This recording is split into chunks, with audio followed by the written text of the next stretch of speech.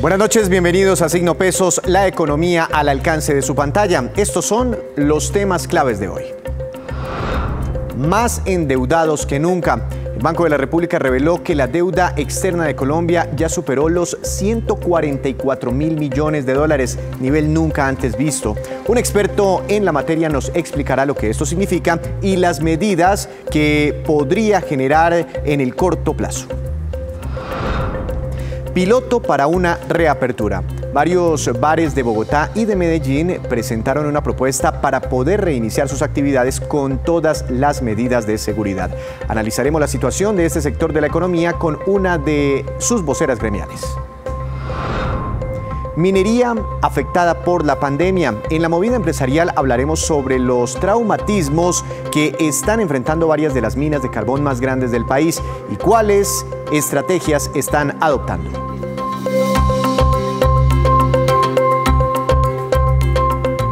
Y el Banco de la República reveló hoy que la deuda externa pública y privada llegó en abril a un nivel nunca antes alcanzado. Superó los 144.000 millones de dólares. Eso significa que el 48,6% del Producto Interno Bruto Nacional corresponde o equivale a el endeudamiento externo de Colombia. Para hablar esto, qué significa, sus implicaciones, qué se viene hacia adelante, saludo a esta hora de la noche al doctor Felipe Campos. Él es el director de investigaciones de Alianza Valores y Fiduciaria. Doctor Campos, buenas noches, bienvenido a Signo Pesos, ¿cómo ha estado? Víctor, buenas noches, muchas gracias por invitarme.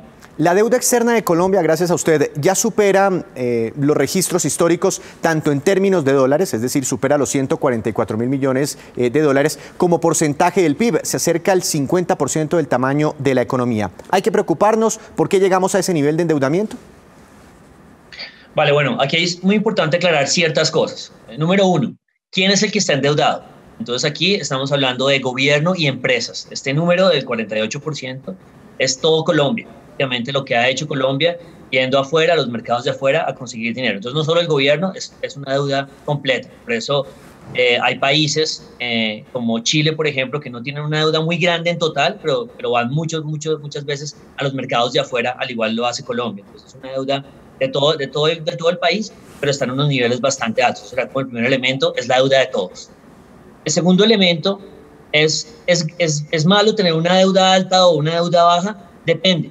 Uno a veces consigue, y por ejemplo Chile y Colombia, que son los que tienen una deuda externa más alta, como porcentaje del PIB, Chile la tiene en 70%, conseguimos tasas muy buenas afuera, tasas bajas, y eso puede ser un elemento interesante. Sin embargo, siempre va a significar una exposición a la turbulencia internacional. Cuando el dólar se suba o cuando algo pase mal, esos países que tienen una deuda externa tan alta están en riesgo de choques más altos. Y no es coincidencia que tanto Chile como Colombia tengan el déficit en cuenta corriente, ese balance de qué tan difícil es traer dólares a la economía, lo tengan el más alto. Déficit en cuenta corriente de estos dos países es del 4%. Entonces nos dejan en un punto de desequilibrio que hay que cuidarlo porque estamos muy expuestos allá afuera. El tercer elemento que yo resaltaría es que nos gusta endeudarnos afuera, al gobierno le gusta endeudarse afuera y el gobierno en Colombia, de hecho, no le gusta mucho. Ha tratado los últimos años de reducir su deuda afuera, al punto que ya la proporción es más como de 7 a 3, por cada 7 pesos que debe aquí adentro en el país, debe 3 afuera. Esta es una deuda de todos, vuelvo a insistir, es un elemento que ha sido también la dinámica de las empresas. Y el último que resaltaría es, ¿será que nos comenzamos a endeudar mucho? ¿Será que ahorita con la crisis nos dio por pedir muchas deudas afuera? Y no es tan cierto. Básicamente sí hay una deuda muy alta. Por supuesto, cuando se pasa a pesos es una locura porque es muy alta. Pero cuando uno la mide como porcentaje del PIB, que es 48% del porcentaje del PIB, que es la más alta de toda la historia, Colombia no ha superado el 40%, no lo superó ni en la crisis del 2016, no lo superó tampoco en la crisis del 98, o sea, estamos hablando de un nivel muy alto. Gran parte no es tanto de que nos hayamos endeudado de más ahora, sino que es que el PIB se desplomó. Pero sí, digamos que en el neto, el resumen de la respuesta es sí estamos en una situación muy particular en la región, donde somos de los que más deuda afuera tenemos, por lo tanto, tenemos una exposición más grande cuando hay choques afuera. Y doctor Campos, ¿cuál es ese límite que hay que tener en cuenta para no superar ese techo, teniendo en cuenta que digamos, este es el registro de abril, pero hoy notificábamos que EPM salió a buscar plata prestada en los mercados internacionales, lo mismo hizo Coltel, Movistar Colombia, el gobierno nacional seguramente seguirá buscando plata prestada. ¿Hasta dónde aguanta la economía? Digamos que las proyecciones pintan que Colombia va a subir por lo menos, yo creo que hasta el 59 o incluso el 60% de deuda externa este año, porque ese es el efecto, son los dos elementos que la gente está buscando forma de conseguir plata para seguir funcionando y la gente está dispuesta a prestarle a Colombia, que es un elemento positivo. Entonces, gente endeudándose, pero es también el PIB comprimiéndose. Entonces, los dos elementos hacen que vayamos a llegar al 60%. ¿Qué tan grave es? Depende más como de la deuda total. Es como la combinación de qué tanto nos endeudamos afuera, qué tanto nos endeudamos adentro. Y ahí ya es más como pensar en qué punto va a llegar la deuda más que todo el gobierno, que es la que las calificadoras están mirando. Entonces, en este momento, la deuda sola del gobierno como porcentaje del PIB está cerca del 50%. Ese número va a llegar al 60 o al 65%. Entonces, es más la combinación. Si Colombia, como gobierno, llega a subir el 65, llega al 70%, es muy posible que Colombia pierda el grado de inversión. Entonces es como el elemento, es la deuda, lo que suma la deuda externa en la deuda total y más que todo la del gobierno. Y podemos estar, pues obviamente si esto avanza, podemos estar cerca a pérdida del grado de inversión. Bueno, son doctor Campos, 144.000 millones de dólares, es muchísima plata, eso tal vez no cabe en la cabeza, pero hay que pagar eso, ¿no? ¿Cómo se paga la deuda externa? Bueno, una parte, digamos, vendría de las utilidades de las empresas, pero otra parte es el sector gobierno, ¿no? Y ahí están los impuestos de los colombianos, hay que aumentar impuestos, hay que vender activos de la nación, ¿cómo se paga eso y en cuánto tiempo?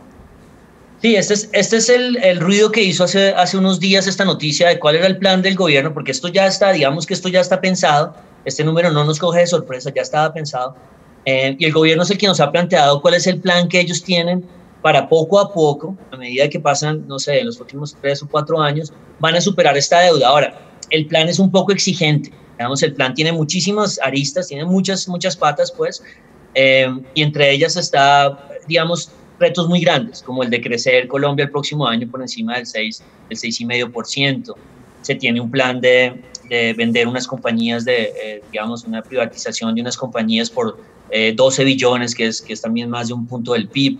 Se está pensando una reforma tributaria. Entonces hay varios elementos, digamos, es un castillo bastante difícil de armar, en el que el gobierno ya ha propuesto lo que quiere hacer para pagar esa deuda. Ahora, el plan del gobierno es un poco ambicioso. En 2 años, está planeando llegar a los niveles de deuda o por lo menos de déficit que tenía el gobierno antes de la crisis. Es un plan con muchas patas, difícil de armar, complicado, y incluye una reforma tributaria e incluye venta de activos en Colombia. Venta de activos de la nación. Una última pregunta, doctor Campos. Bueno, estamos hablando de que la deuda externa cuando sube el dólar pues se hace mucho más grande para nosotros, ¿no? En términos de pesos colombianos. Y siempre que hablo con usted no puedo evitar preguntarle por el dólar. ¿Para dónde va el dólar? ¿Cómo lo está viendo? Y de pronto, ¿qué ha pasado en los últimos días? Porque casi siempre sus proyecciones se cumplen, ¿no? Respecto al dólar. ¿Y qué ha visto en la bolsa de valores? ¿Qué va a pasar también con el mercado de acciones? Bueno, estamos yo creo que todo el mundo se ha preguntado esto, porque estamos en un momento en que la economía está muy mal, pero como que a la bolsa no le va tan mal, y en el mundo, pues, y tampoco es que el dólar haya seguido subiendo después de haber llegado a 4.200, ya ha bajado hasta los 3.600. Entonces sí hay como un contraste muy raro, de que hay cierta tranquilidad la gente que trabaja en los mercados financieros, estamos como un poco más tranquilos, alertas pero tranquilos, y la economía está muy mal. Mi perspectiva es que esto va a ser largo, esto es de largo aliento. Yo creo que el dólar en particular, yo he insistido mucho, es como un seguro de vida. Si uno compra un dólar a un buen precio, no es cualquier dólar, le ofrece a la gente un poquito de diversificación si las cosas se ponen malas, porque ahí va a estar el dólar para ayudarle a uno a balancear. Entonces a mí me sigue gustando como un seguro de vida. Y si uno no se muere, si el dólar no se sube un montón, pues significa que le fue bien al resto de la economía, entonces uno está bien y simplemente compró un dólar no tan a buen precio. Entonces a mí me gustan los niveles de ahora, 3.600, 3.500, para comprar dólar, y yo creo que por ahora no hay mucho lío, pero yo me imagino a partir de septiembre, y cuando nos metamos como en esa recta final electoral en Estados Unidos, va a haber ruido, va a haber volatilidad, y yo creo que el dólar va a ayudar bastante ahí para la gente que está invirtiendo y para protegerse. Bueno, si en el tema de acciones, sí, señor. Si usted va a comprar dólares es porque el dólar va a subir. Doctor Campos, muchas gracias por acompañarnos. Víctor, muchas gracias a usted y que estén muy bien. Feliz noche para usted. Son proyecciones, deuda externa, datos macroeconómicos conocidos muy relevantes en las últimas horas. Les contamos también que 3 bares en Bogotá y 1 en Medellín preparan una propuesta piloto para reactivarse cumpliendo estrictos protocolos de bioseguridad. El mayor reto estará en conservar el distanciamiento social. Veamos. Mesas para 2 personas, puestos bien distanciados, desinfectantes en cada rincón del bar y uso permanente del tapabocas son algunas de las medidas que serán propuestas dentro del prototipo para la posible apertura de bares, restaurantes y gastrobares. Con listas de chequeo, con trazabilidad, con programas de desinfección, programas de capacitación que son fácilmente aplicables a cualquier establecimiento. Dentro de los negocios, además, será obligatorio el uso del tapabocas y solo mientras se consumen alimentos o bebidas se podrá retirar, siempre y cuando los clientes estén ubicados en su mesa. El uso de tapabocas está controlado en el acceso, en la salida y durante la permanencia, obviamente también. Las mesas son consideradas sitios seguros porque conservan un distanciamiento de más de 2 metros. La capacidad de sitios como este se redujo para garantizar la bioseguridad de todos. Tenemos 45 puntos seguros. El plan piloto tiene el acompañamiento de Asobares y busca crear un distintivo denominado COVID Safe para que los ciudadanos reconozcan los sitios como este que se esfuerzan por brindar seguridad frente al coronavirus. En este comunicado, Asobares asegura que el sector está listo para tener una reapertura gradual en articulación con las autoridades locales y pronta autorización del gobierno nacional. ¿Y qué opinan los ciudadanos? Mientras se tengan los protocolos de distanciamiento. Creo que no es garantía de que, de que estemos libres o protegidos realmente. Por ahora, los bares preparados para el prototipo son la Disco Show, el Aquelarre, BBC Pub, Oye Bonita, 100% Caribe. Para los propietarios de los establecimientos hay muchas maneras de evitar quebrar al tiempo que cuidan a sus clientes. Y para analizar la situación de los bares en el país, saludo a la doctora Adriana Plata, quien es la directora ejecutiva de Asobares. Doctora Plata, buenas noches, ¿cómo ha estado? Bienvenida a Signo Pesos. Víctor, muy buenas noches.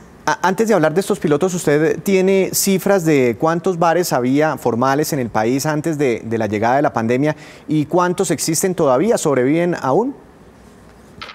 Víctor, antes de que todo esto iniciara, teníamos un registro de cerca de 50.000 establecimientos legalmente constituidos en el país, con una proyección aproximada de 250.000 empleos directos, más todos los que se generan por la cadena productiva asociada a nuestro sector. En este momento no hay una cifra exacta. Lo que sí creemos es que de alargarse, más del 40% de los establecimientos podrían desaparecer. ¿Y cómo están sobreviviendo estos días con las puertas prácticamente cerradas? Víctor, estamos completamente clausurados. La actividad está cerrada desde el 14 de marzo. Una vez inicia toda la alarma, el gremio como tal toma la decisión en una asamblea extraordinaria con sus afiliados de salir al frente del tema y decir cerramos nuestras puertas de forma responsable y fuimos nosotros los primeros en decir cerramos. Hoy el panorama es muy complejo, Víctor, porque muchos de los sitios ya han tenido que cerrar sus puertas, algunos obviamente han tenido que suspender contratos de trabajo, limitar obviamente todos sus gastos operacionales. Es una situación que hoy nos expone como te decía al principio, a una alarma de que casi el 40% pueda desaparecer, porque esos gastos operacionales son imposibles de cubrir con una caja en cero, completamente vacías. Nosotros no hemos podido trasladar nuestra actividad a un esquema virtual o a una reinvención como lo han hecho de pronto otras industrias. Y ese 40% de bares cerrados, ¿cuántos empleos se han llevado por su paso? Como te decía, la proyección que teníamos de empleos formales de estos 50.000 establecimientos era de 250.000 empleos. Pero si a eso le sumamos toda la cadena productiva que se suma con proveedores, con de pronto esos ocupados que llamamos nosotros, que son esos turnos que se llaman solo el fin de semana para reforzar la operación, pues el número puede ser casi el doble. Hoy todos ellos están sin ingresos, con sus contratos suspendidos. Muchos de ellos ya sus contratos fueron terminados desde marzo, abril. Creo que las empresas que más lograron alargar el tema con sus contratos completos fueron hasta mayo, pero ya junio y julio pues han sido unos meses en los que definitivamente no ha podido ser sostenible mantener una nómina, como te digo, cuando el ingreso está completamente en cero. ¿Y las ayudas del gobierno han llegado a los bares? Víctor, ahí esa pregunta tiene varias aristas. El gobierno nacional sacó varias líneas de crédito con Bancoldex para ayudar a los sectores, sobre todo de turismo, unas líneas muy específicas. ¿Qué pasa?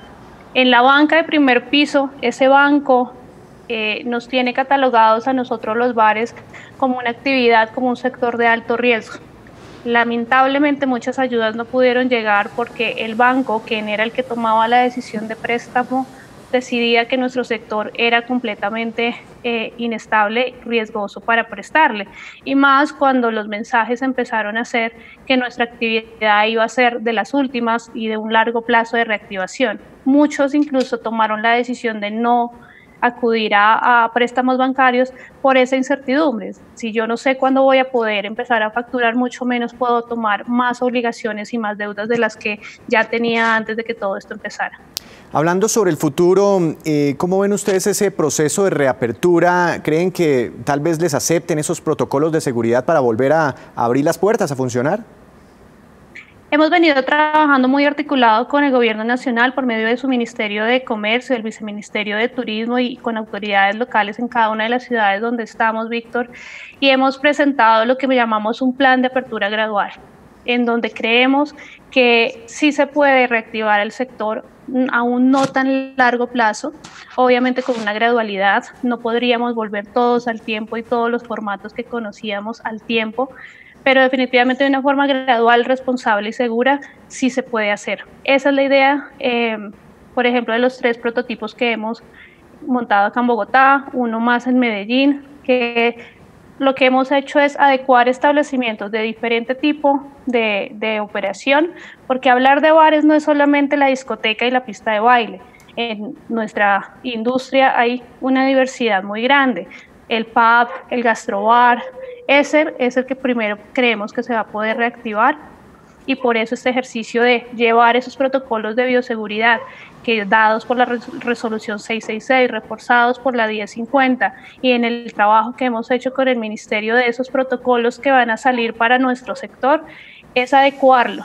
Entonces, hemos adecuado estos establecimientos para mostrar que sí se puede organizar cualquier tipo de negocio. Esto no es algo para solo establecimientos grandes. Las medidas están dadas para poderse aplicar en la medida y en la operación de cada uno de los diferentes tipos de negocios. ¿Y cómo funcionarían, por ejemplo, no sé, un gastrobar muy similar al protocolo de un restaurante? Dicen inclusive que la persona no puede estar más de 2 horas. ¿Cómo sería? Sí, pues los protocolos son básicos, digamos que se debe garantizar el distanciamiento no entre personas, es decir, no nos van a decir 2 metros entre una persona y otra, sino entre una mesa o un grupo de asistentes. En una mesa puede estar una pareja, en otra 4 personas, pero entre ellas, esas 2 mesas es donde debemos garantizar los 2 metros. O sistemas de división que garanticen la bioseguridad, la separación de los 2 grupos. No necesariamente tiene que ser siempre el mismo esquema y no hay una sola vía, sino que hay esquemas como las mamparas, divisiones en vidrio, en acrílico. Bueno, cada uno de los establecimientos ha hecho un ejercicio diferente para poder también adecuar su sitio sin perder en gran porcentaje su aforo, que es lo que nos da también la rentabilidad. Claro, como todos los negocios. Pues seguiremos hablando, doctora Plata. Muchas gracias por habernos acompañado hoy aquí en Signo Pesos. Víctor, muchas gracias por el espacio. Dramática situación entonces para hoteles, restaurantes y por supuesto bares en nuestro país. Hacemos una breve pausa, pero cuando regresemos espere. Fenalco acaba de lanzar su propia línea de crédito para pequeños negocios. Ya volvemos también con la movida empresarial.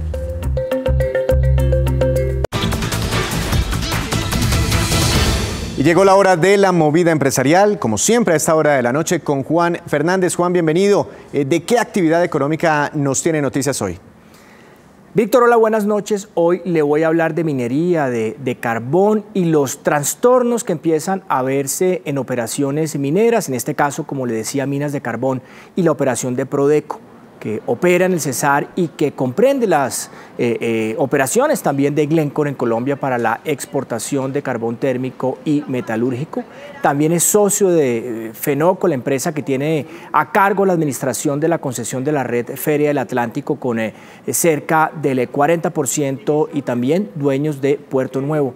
Sus complejos mineros de carbón son Calenturitas y La Jagua. Su producción ronda las 12 millones de toneladas, lo que lo hace el tercer productor de carbón térmico de Colombia. Juan, ¿y qué está pasando dentro de la compañía? Pues Víctor, Prodeco está buscando cómo prolongar la suspensión de las operaciones en sus dos minas ante el gobierno. La compañía detuvo las operaciones debido al coronavirus el 23 de marzo y es el único gran operador minero colombiano en esa situación. Eso va a traer una serie de repercusiones de todo tipo y revela además el momento tan complicado para el negocio del carbón, pese a que compradores como Europa, por ejemplo, pues ya están arrancando de nuevo. Para Prodeco, esa decisión está asociada a la disminución de los precios mundiales del carbón, a disturbios en las comunidades locales y al final a la incertidumbre reinante. Por el momento, la compañía conserva los contratos de sus parte de 2.500 empleados más o menos directos, pero no de la mayoría de los 4.000 contratistas. La Agencia Nacional de Minería, el ente encargado de revisar el tema, debe estar por pronunciarse sobre la solicitud de Prodeco, pero atención a este dato, Víctor, el Código de Minería de Colombia pues permite al Estado la cancelación de contratos con empresas mineras de carbón si dejan de producir durante más de 6 meses sin justificación razonable. Complicado, Juan. ¿Y hay alguna solución a la vista? Pues Víctor, el camino para Prodeco entonces es el de llevar a cabo nuevos planes, si es que las condiciones del mercado mejoran, y también una reestructuración o reevaluación mejor del negocio. Y mire lo curioso en todo esto, pese a que la minería pues tiene detractores, como es natural, de prolongarse la reactivación de la operación, pues de alguna manera vendrían complicaciones para la zona, pues sería terribles en empleos, también en todo lo que mueve al final Prodeco en la región, hablando de temas económicos. Pero al final habrá que esperar, y esta por lo pronto pues es, Víctor, la movida de hoy sobre carbón, Prodeco, y de cuyo futuro pues estaremos muy atentos. Muy atentos, además aportan regalías a la nación. En fin, Juan, muchas gracias, lo esperamos mañana con más movidas empresariales. Mañana nos vemos de nuevo, Víctor. Gracias, buenas noches. Juan Fernández, con él hacemos otra breve pausa y ya les contaremos que los capitalinos son muy buenos contribuyentes. Ya les diremos por qué.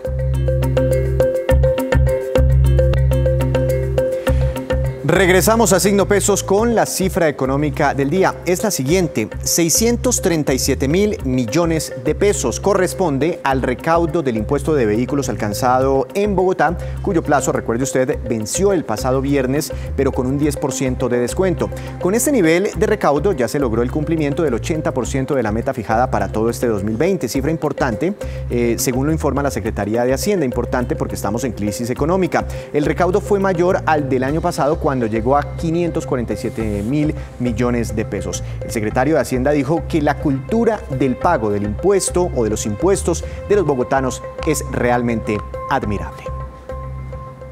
Y Fenalco, el gremio de los comerciantes, decidió crear su propia línea de crédito con una base de 60.000 millones de pesos, dirigida especialmente a los establecimientos de comercio pequeños que están pasando graves dificultades y limitaciones a la hora de obtener préstamos bancarios. Veamos los detalles de esta alianza entre Fenalco, la FinTech Referencia, y el Banco Caja Social. El acceso al crédito durante la pandemia en Colombia sigue siendo un problema sin resolver. Entre marzo y mayo cayeron las colocaciones de crédito en un 46% de manera general y un 63% para los emprendedores menores de 25 años.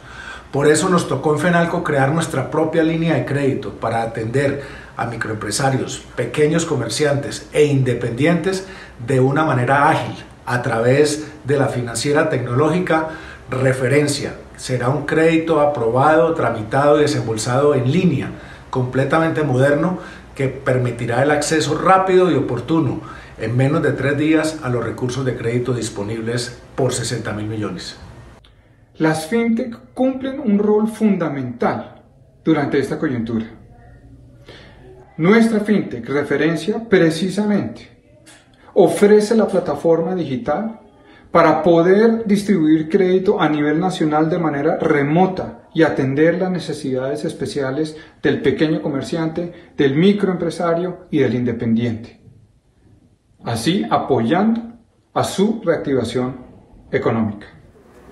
Y esos son los indicadores económicos que usted siempre debe conocer antes de irse a dormir. Veamos qué sucedió con el dólar. Llevaba 7 jornadas consecutivas cayendo en Colombia, hizo una pausa, rebotó un poco. Mañana regirá una tasa representativa del mercado de 3.633 pesos con 42 centavos. Subió 7 pesos con 81 centavos. El petróleo de referencia Brent para nuestro país bajó 2,15%. Se ubicó en $42 con 36 centavos por barril. El precio interno del café colombiano cayó y quedó en promedio a 955.000 pesos por carga para su venta mañana en las principales cooperativas del país. El índice Colcap de la Bolsa de Valores de Colombia bajó 0,91%. La acción que más subió, la más valorizada, fue Preferencial Grupo Argos, con una ganancia de 3,66%, y la acción que más cayó fue la Preferencial de Bancolombia, con un retroceso de 2,85%. Y antes de despedirnos, los dejo con este dato relacionado con la minería, el sector del que hablaba Juan Fernández hace minutos aquí en La Movida Empresarial. Según el gobierno, la minería en Colombia es clave para la economía porque representa el 27% de las exportaciones nacionales, también el 2% del tamaño de la economía, del Producto Interno Bruto, y el 15% de la inversión extranjera directa que recibe el país. Todo eso sin contar lo que representa para las regiones, la generación de regalías, las compras locales, el empleo, la economía productiva en cientos de municipios de nuestro país. Con estos datos terminamos por hoy, pero mañana los esperamos con una nueva emisión y con toda la información económica que usted necesita saber. Esto es Signo Pesos, la economía al alcance de su pantalla. Que tenga una feliz noche.